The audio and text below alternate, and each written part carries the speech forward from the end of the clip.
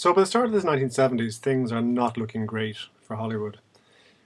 But around 1972, 73, 74, the long decline in admissions begins to plateau and actually begins thereafter to grow a little. Um, by the 1980s, early 1990s, it reaches a figure of about 25 million admissions per week, and that's up from the absolute low of less than 20 million admissions in the early 1970s. And you do have, huge hit films in the early 1970s like The Godfather, Godfather Part 2, um, which certainly make a significant contribution to at least flattening the decline in Hollywood's fortunes. But by the time you get into the 1980s and 1990s, and certainly the 21st century, most of the brand names which have been associated with this sort of the golden age of the studios back in the 30s and 40s were once again in the ascendant. That is, they had become global, corporate, and incredibly successful players. And I suppose the question I want to look at in the next 15 minutes is, how was this achieved, given that cinema attendance hasn't reached anything like the levels that it was at during its peak of the 1940s? I mean, even today, it's still only maybe a third at best of its 1940s peak. And to understand that, we need to look at the changing industrial configuration of Hollywood from the 1960s, 1970s.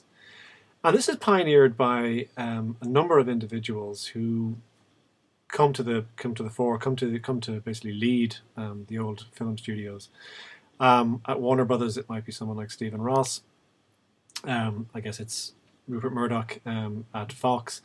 But in the example I'm going to focus on just as one case study, so it's not the whole story, but it's a good example of how the other studios did it, is the case of Lew Wasserman at Universal Pictures.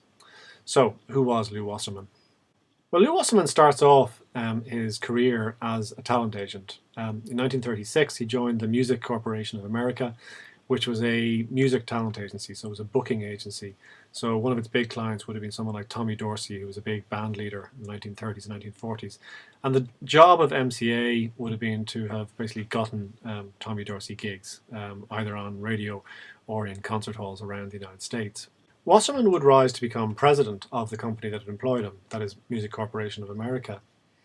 And it's under his guidance that MCA begins to broaden its roster of stars. So it moves out of just representing music stars and then moves into representing Hollywood stars in addition. In 1940, Wasserman took on two leading female Hollywood actresses, Bette Davis and Joan Crawford, as stars.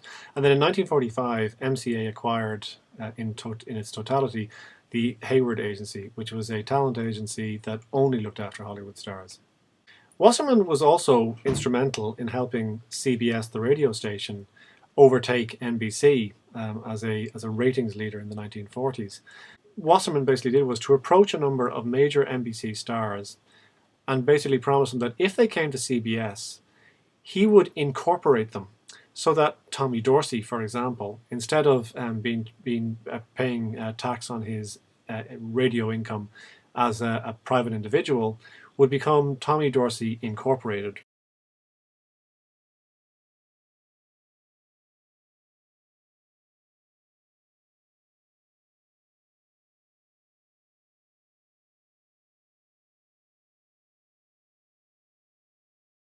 So his gross pay could be the same at CBS as it was at NBC, but his take-home pay would be significantly increased. And by using this, and by making that offer basically to a range of NBC stars, Wasserman managed to convince a number of them to move over to CBS. And it's around this time that CBS first overtakes NBC in the ratings. In the 1950s, Wasserman did a similar deal on behalf of the Hollywood actor Jimmy Stewart. Between 1952 and 1955, Stewart made a series of films, mainly westerns, with the director Anthony Mann.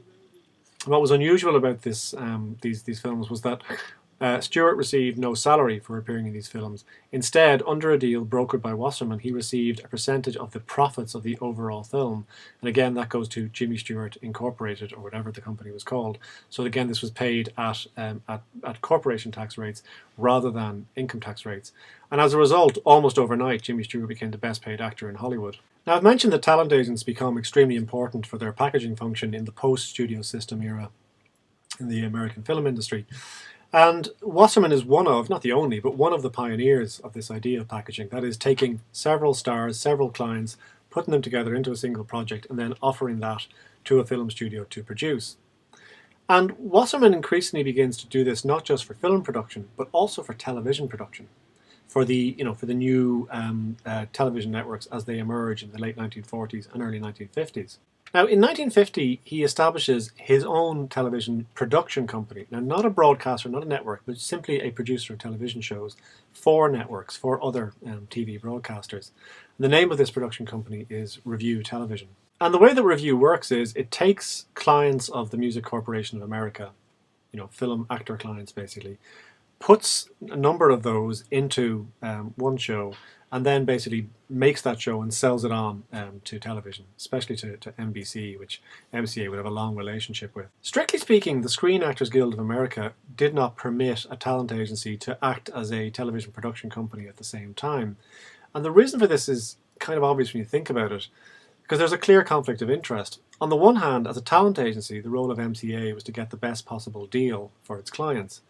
On the other hand, as a television production company, the function of the television production company is to try and produce its shows for the lowest possible cost. And that would involve trying to keep the salaries paid to actors, amongst other people, at its lowest possible level. So if you're both the agent and the production company at the same time, there's a clear conflict there. However, at the time, in 1950, the president of the Screen Actors Guild was one Ronald Reagan, later the president of the United States. He was also a client of Wasserman's, and on very good personal terms with them. So the Screen Actors Guild, as far as I can see, at Reagan's instruction, issued a one-time waiver to Revue Productions, to MCA and Revue Productions, allowing them to act both as talent agents and as a television production company at the same time. It's important to recall at this stage that the initial response of Hollywood, that is the film element of Hollywood, to television is to regard it basically, to treat it as the enemy. But Wasserman is instrumental in changing that relationship, although again he's not alone in doing this, but I'm using him essentially as a case study. One of the ways he does this is he encourages some of his film stars, as the studio system breaks down, as the contract system breaks down, to contemplate working in television. So he's encouraging former movie stars to move into television. And this could prove extremely lucrative. I mean, a classic example of this was Revue's production of a long-running series that turned out called Alfred Hitchcock Presents. Hitchcock only actually produced, I think, 3 or 4 episodes, but he presented each one. So he would do a short little introduction at the beginning of each episode. And by basically lending his brand to the series, he got basically paid for doing that as well. And that made Hitchcock personally very wealthy. And that meant that when at the start of the 1960s, Hitchcock wanted to make a couple of films that the studios regarded as just too sick, frankly, to be supported by a mainstream studio, Hitchcock was in a position to be able to fund those films himself. Now, as the 1950s would go on, film production companies would increasingly recognize that instead of being the enemy, that television actually represented an opportunity, because television networks were hungry for content, and what were film studios but content producers? So film studios, which had formerly in the golden era of Hollywood sort of divided their production into prestige A pictures, but also B pictures, which were much cheaper to produce, sort of moved their B pictures, or repurposed their B pictures as television productions, so that they would take, westerns in particular became very popular in this period. They would take their old western lots and they would create a television series that could use that western lot and actors associated with westerns again. And you see ongoing moves through the 50s that sort of bring film and television into closer and closer proximity. In 1958, MCA bought out the TV rights, that is the right to screen on television, the library, the film library of Paramount. And by 1959, the revenues that MCA was earning from television production, it was quadruple the size of the earnings from the talent agency. So the talent agency had become actually the lesser part of MCA's total earnings. And this meant that by 1959, the same year, MCA was in a position to buy the old Universal Studios lot from Decca Records, which had in turn acquired Universal Studios back in 1952. And MCA did this because such was the growth in their television work that they needed more space, and they ideally needed space, in Los Angeles, to churn out more and more shows each week. However, by the start of the 1960s, a new White House, with John F. Kennedy in the White House and his brother Robert F. Kennedy as the Attorney General, the leading law officer of the United States. And in 1961, Robert Kennedy began to take another look at the relationship between MCA's operations as a talent agency on the one hand and as a television production company on the other hand. And even if the Screen Actors Guild was willing to give them a pass, the Kennedy White House was not, and basically they laid down an ultimatum to MCA to say, look, you can either be a talent agency or you can be a production company. Which is it going to be? It can't have taken MCA very long to make that decision, given that the bulk of their revenues were coming from TV production by this stage. So in 1961, MCA sold their talent agency, and in the same year they acquired the rest of Universal Pictures. So they already owned the physical lot, where they actually could produce films, and now they bought out the library of Universal Films. And in the same year, MCA Television Productions, which had previously been Review Productions, now becomes Universal Television Productions. Universal Television would introduce a series of innovations into American television in the 1960s. And under Wasserman, MCA built up Universal's formerly ailing film studio, and revived things that had actually been around for decades, things like the Universal Cities tour. And the model there actually in part was looking at the success that Disney had enjoyed, kind of quite low-key success that Disney had enjoyed from the 1950s by creating Disneyland and Disney World. And these would ultimately end up being far more lucrative elements and far more predictably kind of cash-producing elements of the Disney empire than the actual films themselves. And so Universal began to look at the idea of revitalizing their studio tour as a way of sort of constructing, I suppose, a steady flow of cash into the company. And it is perhaps therefore inevitable that it is Universal that in 1975 will introduce the film that sort of creates the blueprint for the American screen sector, I mean, not just the film industry, but also kind of television, which has predominated ever since. And in some respects, from a political economic perspective, you can argue that the most significant film made in the last 50 years is, perhaps surprisingly, Jaws. Now, I'm going to assume everyone is basically familiar with the story. Jaws establishes a new blockbuster prototype. So it establishes a kind of a model that has been followed by the major film studios ever since. What are the characteristics of that prototype? Well, first off, it is what is regarded as a pre-sold property. And pre-sold means that Jaws takes a story that had already been successful in another medium. In this case, it had been a best-selling novel written by the author Peter Benchley. It had sold 7 or 8 million copies in 1974, the year before the film was made. The second feature of this blockbuster prototype is that it is again packaged by a talent agency. In this case, it's International Creative Management, who represented, I think, the director Steven Spielberg, the two producers Zanuck and Brown, and also represented several of the leading cast members as well. But what Jaws also pioneered, and this is incredibly significant, was the idea of, I guess, ultra hype. So a huge pre-release marketing campaign.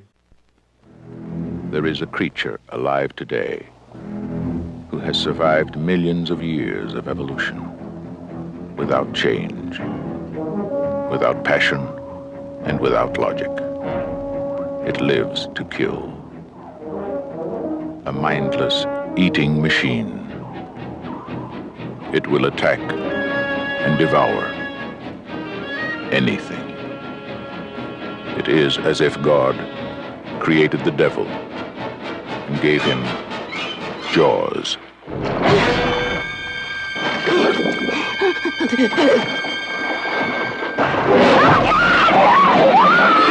If you watched American television in the 3 days, and I mean any American television, in the 3 days before Labor Day, July 1975, that is the day on which Jaws was released, you saw that ad. Because they basically booked it into literally every advertising break on American television for 3 days. So saturation advertising. And this saturation advertising was complemented with a saturation release strategy. What that meant was, instead of opening the film in a couple of metropolitan locations and then slowly but surely allowing it to spread across the United States, Jaws opened well, what at the time felt like everywhere. Um, Now, this is all very relative. In the modern era, if you do a saturation release in the United States, you're talking about a print which has been, or film which has been released in 3 or 4,000 different locations simultaneously. In 1975, it only meant 400, but by the standards of the day, 400 was a saturation release. So the film appeared pretty much everywhere overnight.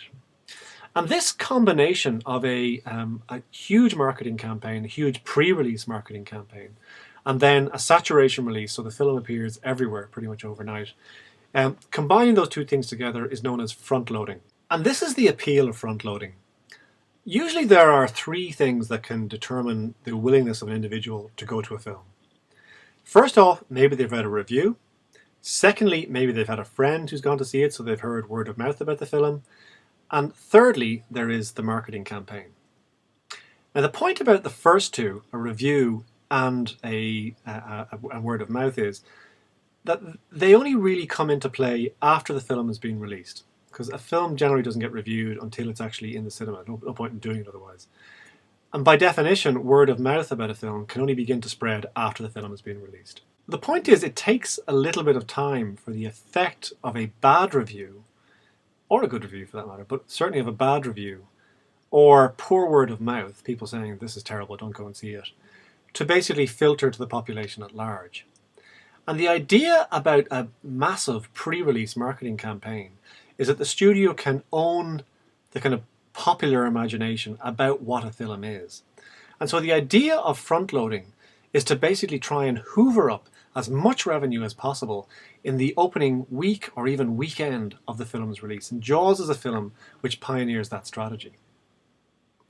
Jaws is also a film which, although it doesn't do it to anything like the degree that films will do it in the 21st century, doesn't just rely upon the box office takings of the film to earn revenue. Because Jaws turns out to be, although again I think this was perhaps unanticipated, something of a merchandising hit.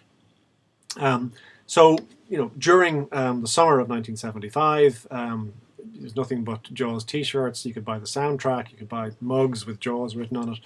I was a kid in this period. I remember buying Sharklate flavoured, chocolate flavoured, ice pops. So you could basically attach shark imagery to just about anything and it would sell because of the enormous kind of cultural power that Jaws enjoyed, because Jaws was such, and I should have emphasized this point already, Jaws was such a massive hit in this period. And Jaws remains one of the top 10 most successful films of all time. Other films would exploit that merchandising potential to a much greater degree after Jaws. And the last thing that's significant about Jaws, it was the first film to identify the possibility of platforming a summer release. That is, of using summer as a time to put out, your big picture. The assumption up to this point appeared to have been that summer was a dead time for cinema going because, it's sunny outside, depending where you live. And that it was very hard to convince people to go to the movies during this time. Jaws turns that wisdom on its head and demonstrates actually just how illogical that wisdom had been. Because since then, summer is blockbuster season. That's when, if you have a big picture, you really want to release it. And you only put a film out in November or Christmas if the summer schedule is basically filled up. But that's the final contribution that Jaws makes to the blueprint for the Hollywood blockbuster. But that blueprint will subsequently inform how Hollywood works.